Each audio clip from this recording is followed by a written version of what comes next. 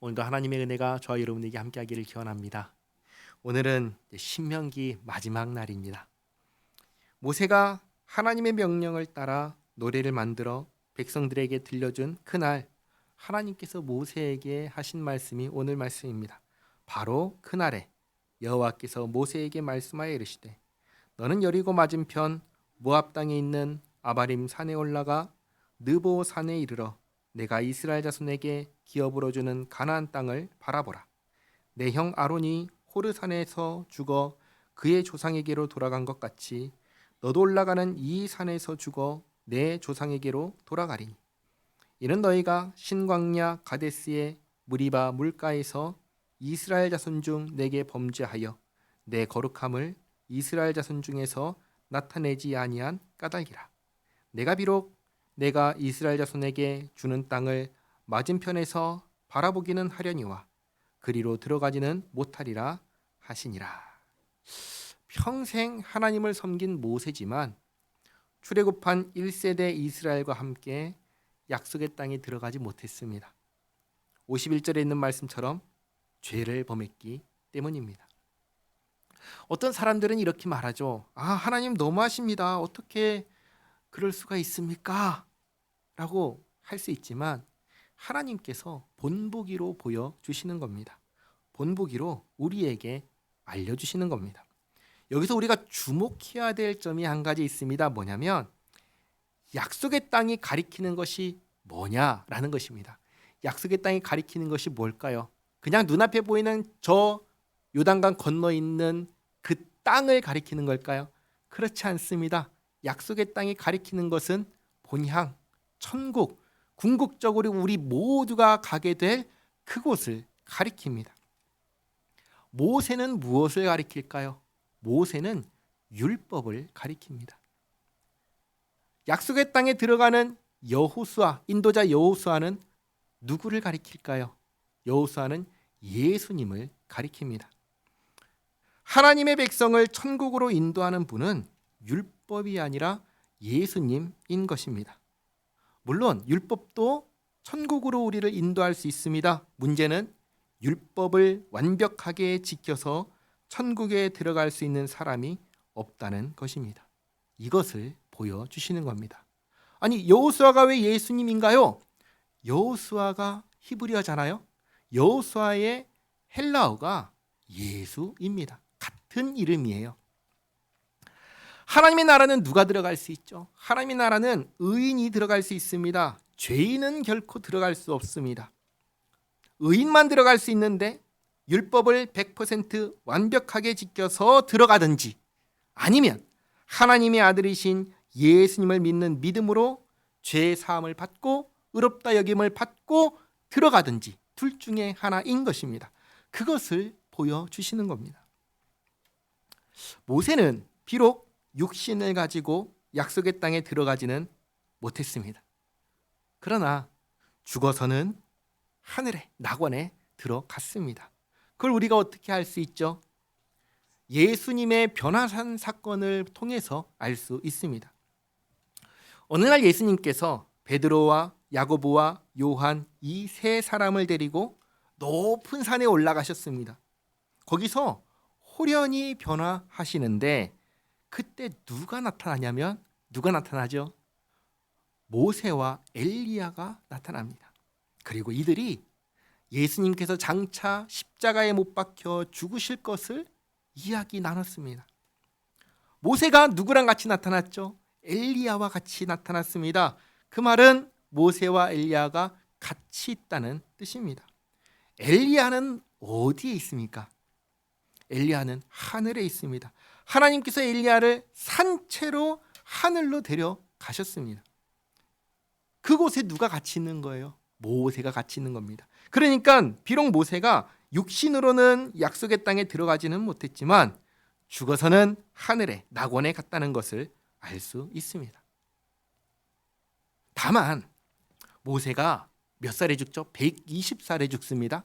120살에 죽는데 모세가 이스라엘 백성들 출애굽하면서부터 오늘 죽는 날까지 몇 년 동안, 몇십 년 동안 하나님을 섬긴 줄 아세요? 80년을 섬겼습니다. 80년을. 80년을 섬기면서 무엇을 마음에 고대했죠? 약속의 땅에 들어가는 것을 그렇게 기다린 사람이 누구냐면 모세입니다.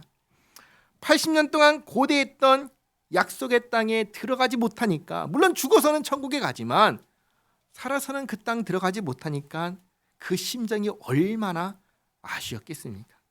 그래서 하나님께서 들어가지 못하는 대신 느보산에 올라가서 약속의 땅을 볼 수 있게 은혜를 베풀어 주신 것입니다. 이 부분은 조금 있다가 마지막에 다시 한번 말씀드리겠습니다. 그 다음 이제 33장입니다. 33장은 모세가 이스라엘 12지파를 축복하는 내용입니다. 1절 말씀 보시면 하나님의 사람 모세가 죽기 전에 이스라엘 자손을 위하여 축복함이 이러하니라. 그가 일렀으되 여호와께서 시내산에서 오시고 세일산에서 일어나시고 바란산에서 비추시고 1만 성도 가운데에 강림하셨고 그의 오른손에는 그들을 위해 번쩍이는 불이 있도다. 여호와께서 백성을 사랑하시나니 모든 성도가 그의 수중에 있으며 주의 발 아래에 앉아서 주의 말씀을 받는도다. 하나님께서 자기 백성을 어떻게 여기신다고 하시죠? 3절 말씀에 사랑하신다라고 얘기하시죠. 여기 있는 자기 백성들 의로운 사람들인가요? 불의한 사람들인가요? 불의한 사람들입니다. 의로운 사람이 없습니다. 신명기 31장 27절 말씀 보시면 거기에 모세가 뭐라고 얘기했냐면 너희들은 반역하고 목이 곧은 자들이다 라고 했습니다. 의인이 아니에요. 그렇지만 하나님께서 어떻게 여기신다고 하시죠? 사랑한다고 말씀하십니다. 그리고 하나님께서 이제 말씀을 하시는데 본래는 하나님께서 직접 말씀을 하셨습니다. 근데 하나님의 음성을 듣고 백성들이 두려워 떨며 모세에게 대신 말해달라고 간청했습니다. 그래서 그때부터 하나님께서 직접 말씀하지 않으시고 모세를 통해서 말씀하셨습니다. 그래서 이제 주의 말씀을 모세가 전하는데 모세가 전하는 주의 말씀이 뭐라고 하냐면 율법이다라고 합니다. 그래서 4절에 모세가 우리에게 율법을 명령하였으니 곧 야곱의 총회의 기업이로다. 야곱의 총회는 이스라엘을 가리킵니다. 하나님의 백성들을 가리킵니다. 오늘날로 치면은 교회를 말합니다. 교회의 기업은 유산을 말합니다. 하나님의 백성이 가진 유산, 교회가 가진 유산이 있는데 그게 뭐냐? 하나님의 말씀, 율법이다 라고 하는 것이죠. 오늘날로 치면은 성경을 말하는 것입니다. 그러니까 여기서 우리가 알 수 있는 것이 우리에게 반드시 있어야 하는 것 많이 있겠지만 그중에 가장 중요한 것 하나를 꼽으라고 한다면 그게 뭘까요? 우리의 기업, 우리의 유산인 것은 하나님의 말씀이다라는 것을 알 수 있는 겁니다. 그리고 5절을 보시면 여수론의 왕이 있다고 합니다. 여수론은 뭘 의미하냐면 사랑받는 자, 이스라엘을 말하는 것입니다. 이스라엘에 왕이 있다고 합니다. 누굴까요? 모세일까요? 여호수아일까요? 다 아니죠. 이스라엘의 왕은 누구시죠? 하나님이십니다. 하나님. 지금 하나님 앞에 하나님의 백성들이 모여 있다라고 이야기를 하고 있는 겁니다. 5절에 여수론의 왕이 있었으니 곧 백성의 수령이 모이고 이스라엘 모든 지파가 함께한 때로다. 그리고 이제 복을 빕니다. 이제 복을 비는데 이 12지파를 축복한 내용이 여기 말고 창세기에도 나옵니다. 창세기를 보면은 이스라엘 12지파의 아버지 야곱이 축복을 했는데 그 축복과 모세의 축복을 비교하면 두 가지 다른 점이 있습니다. 첫 번째는 뭐냐면 공통점인데요. 야곱의 축복과 마찬가지로 모세의 축복에도 므낫세와 에브라임 지파가 나오지 않아요. 대신에 요셉 지파가 나옵니다. 므낫세, 에브라임 지파 대신에 요셉 지파가 나온다. 첫 번째. 그리고 두 번째는 창세기의 야곱의 축복에는 시므온 지파와 레위 지파가 함께 나오는데 모세의 축복에는 시므온 지파가 없습니다. 그래서 야곱의 축복을 보면은 12지파를 다 축복하는데 여기 모세의 축복을 보면은 한 지파가 빠져 있어요. 11지파만 축복합니다. 그 차이가 있는 것이죠. 자, 그래서 먼저 르우벤 지파입니다. 6절에 르우벤은 죽지 아니하고 살기를 원하며 그 사람 수가 적지 아니하기를 원하나이다. 어떤 복을 빌죠? 르우벤은 멸망하지 않기를 빕니다. 다음 유다입니다. 7절에 유다에 대한 축복은 이러하니라. 일러스되 여호와여 유다의 음성을 들으시고 그의 백성에게로 인도하시오며 그의 손으로 자기를 위하여 싸우게 하시고 주께서 도우사 그가 그 대적을 치게 하시기를 원하나이다. 유다에게는 어떤 복을 빌죠? 하나님께서 전쟁에서 이기게 해 주시기를 빕니다. 그 다음 레위입니다. 야곱의 축복에서는 시므온과 레위를 함께 축복했는데 모세의 축복에서는 이 시므온이 빠지고 레위만 축복합니다. 8절에 레위에 대하여는 일러스되 주의 둠밈과 우림이 주의 경건한 자에게 있도다. 둠밈과 우림이 뭔가요? 이게 뭐냐면 대제사장이 갖고 있는 물건인데 하나님의 뜻을 묻는 도구입니다. 이게 어떻게 생겼는지는 아무도 알지 못해요. 다만 그것이 의미하는 것이 하나님의 뜻을 묻는 도구다라는 것만 우리가 알 수 있죠. 이것을 대제사장이 갖고 있는 겁니다. 주께서 그를 마사에서 시험하시고 무리바 물가에서 그와 다투셨도다. 그는 그의 부모에게 대하여 이르기를 내가 그들을 보지 못하였다 하며 그의 형제들은 그를 인정하지 아니하며 그의 자녀를 알지 아니한 것은 주의 말씀을 준행하고 주의 언약을 지킴으로 말미암음이로다. 이게 무슨 말이냐면 시내산에서 있었던 일을 가지고 이야기하는 겁니다. 시내산에서 무슨 일이 있었냐면 이스라엘이 하나님과 언약을 맺었죠. 그리고 모세가 하나님께로 나아갑니다. 시내산 위에 올라가요. 모세가 없는 사이에 한 달 반, 40일 정도 시간이 지났습니다. 그렇게 시간이 흘렀을 때 이스라엘 백성들이 언약을 깨버렸습니다. 금송아지를 만들어서 섬겼는데 그것을 내려오면서 본 모세가 하나님 편에 선 사람은 나와라! 라고 하니까 그때 나온 사람들이 누구냐면 레위 사람들입니다. 모세가 명령하지요. 너는 칼을 뽑아서 진영 좌우로 이쪽에서 저쪽까지 왔다 갔다 하면서 눈앞에 있는 사람들을 죽여라. 언약을 깬 사람들을 죽여라. 그렇게 명령을 하자 이 레위 사람들이 그 말에 순종해서 가족이든 친구든 상관하지 않고 칼로 쳐 죽였습니다. 이 일을 통해서 레위 사람들은 어떤 사람들이냐? 혈연과 지연 같은 것에 연연하지 않고 철저하게 하나님께 헌신하는 사람이라는 것으로 드러난 것이죠. 그래서 9절에 있는 말씀처럼 부모도 형제도 자녀도 상관하지 않고 오직 하나님께 헌신한 사람들이다. 구별된 사람들이다 라고 하는 겁니다. 그리고 10절에서 레위 지파가 해야 하는 역할을 말합니다. 주의 법도를 야곱에게 주의 율법을 이스라엘에게 가르치며 주 앞에 분향하고 온전한 번제를 주의 제단 위에 드리리로다. 레위 지파가 해야 되는 일이 두 가지가 있지요. 첫째는 하나님 말씀을 가르치는 일. 레위인은 말씀을 가르쳐야 된다. 그리고 두 번째는 하나님을 예배하는 일입니다. 이 두 가지는 너희들이 해야 되는 일이다. 그리고 11절에 레위 지파를 위하여 비는 것이 있는데 11절 여호와여 그의 재산을 풍족하게 하시고 그의 손에 일을 받으소서.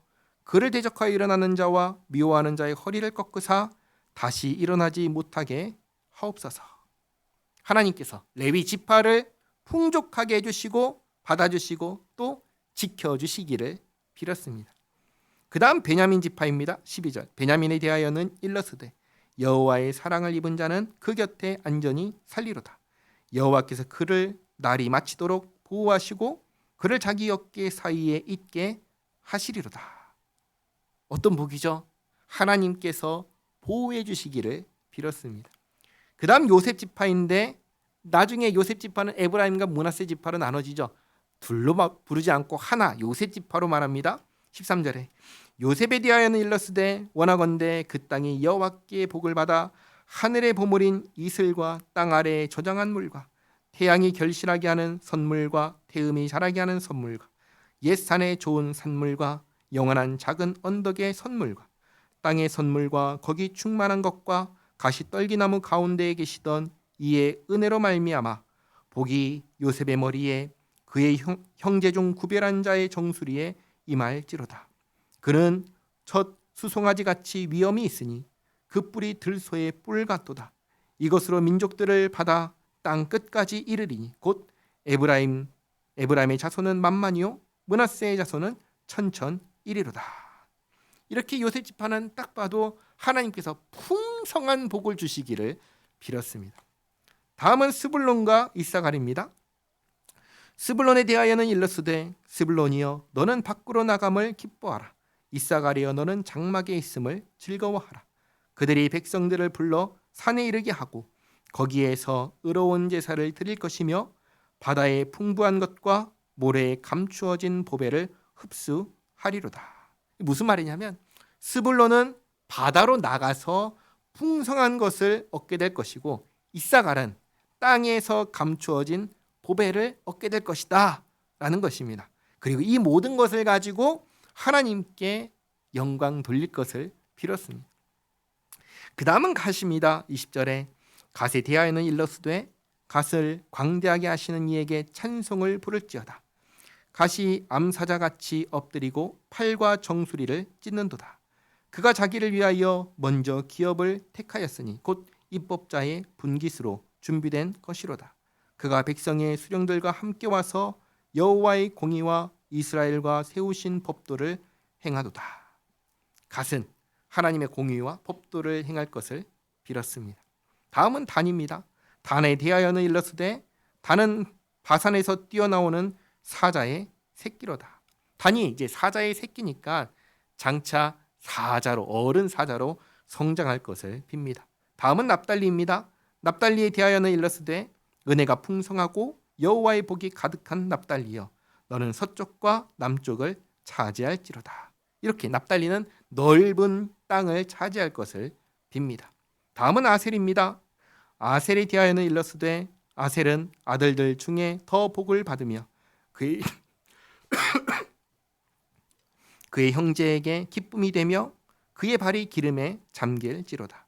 내 분빗장은 철과 노시 될 것이니 내가 사는 날을 따라서 능력이 있으리로다. 아셀은 많은 재물을 얻을 것을 빌었습니다. 그리고 마지막으로 이스라엘 전체를 축복합니다. 여수른이여 하나님 같은 이가 없도다. 그가 너를 도우시려고 하늘을 타고 궁창에서 위엄을 나타내시는도다. 이렇게 하나님께서 도우시는 민족이니 무엇을 받은 민족입니까?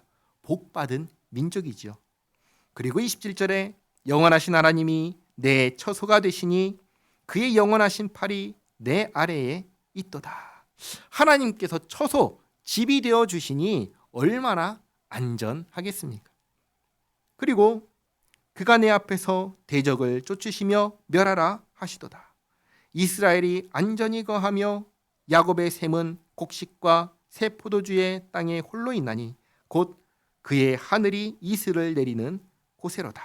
이렇게 하나님께서 친히 도우시고 지키시고 승리하게 하시고 먹고 마시는 것을 풍족하게 주신다고 합니다. 이 세상에 이런 민족이 어디에 있습니까? 없지요. 그래서 모세가 이렇게 말합니다. 29절에 이스라엘이여 너는 행복한 사람이로다. 모세가 아주 분명하게 선포합니다. 이스라엘이여 너는 행복한 사람이로다. 왜죠? 하나님께서 함께 하시고 도우시고 보호하시고 인도하시고 모든 것을 책임져 주시는 민족이니까 그런 것입니다. 이 말씀이 또한 누구에게 적용될까요? 오늘날 저와 여러분에게 똑같이 적용되는 것입니다. 푸른 초장교회 성도 여러분, 여러분은 행복한 사람입니다. 왜 행복한 사람이죠? 29절 하반절에 이렇게 얘기하죠. 여호와의 구원을 너같이 얻은 백성이 누구냐? 그는 너를 돕는 방패시요 내 영광의 칼이시로다. 내 대적이 내게 복종하리니 내가 그들의 높은 곳을 밟으리로다. 아멘.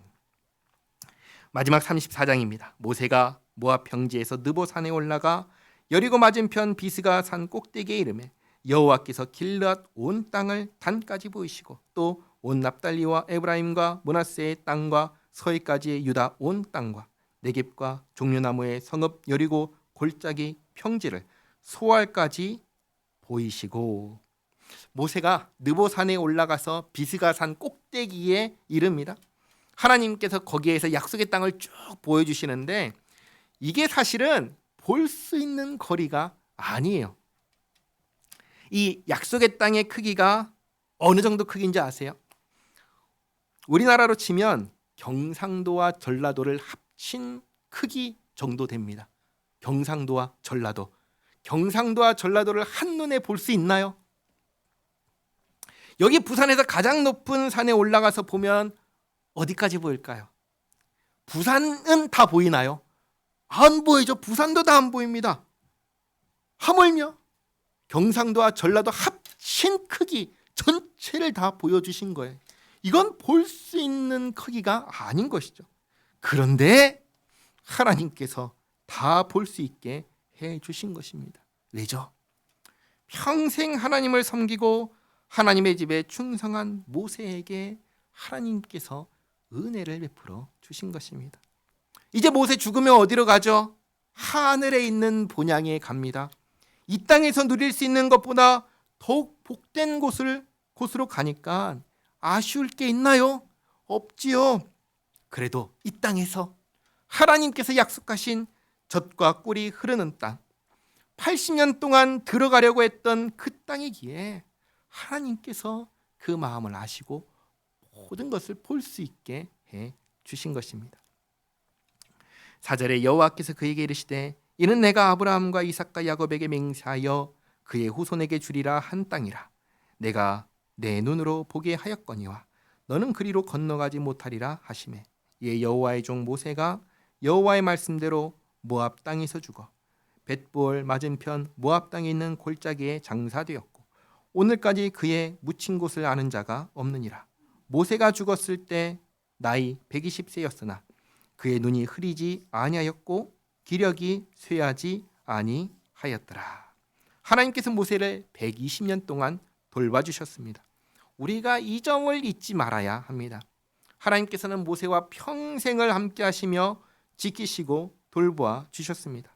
그리고 마침내 육신으로는 이 땅에 있는 약속의 땅을 보게 하시고 영으로는 그토록 바라던 본향 천국으로 인도해 주셨습니다. 우리가 이것을 잊어서는 안 되겠습니다.